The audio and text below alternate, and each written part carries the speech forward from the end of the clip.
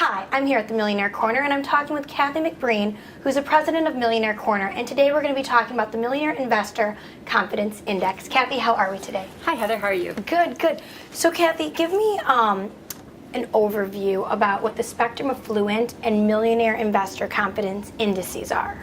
Okay, every month, Spectrem Group goes out into the field, which is the field is a panel of online investors, and we ask them questions. We ask over 500 investors with more than $500,000 of investable assets every month, and we've done this since 2004.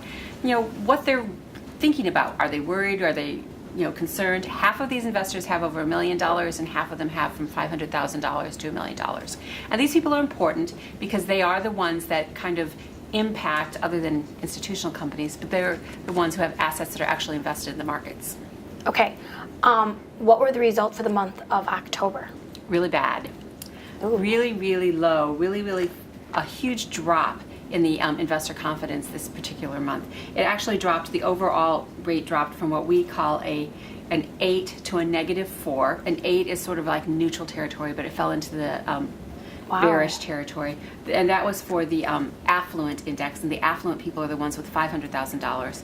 The ones with $1 million over, it fell from 23, which was a very bullish kind of outlook a month ago, down to 8, which is neutral, but that's still a huge drop. Have the affluent investors changed their investment preferences in October? Yes, they have.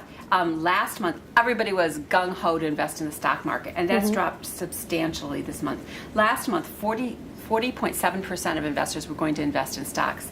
This month, it dropped to 24%. And the largest percentage of people, over 20%, are going to invest in cash, but 45% are not going to invest at all. They're just going to stay out of the markets, stay where they are, and just sit tight. Sit tight. Okay, so given this month's result, how do wealthy investors view their overall outlook for the next few months? Not so good.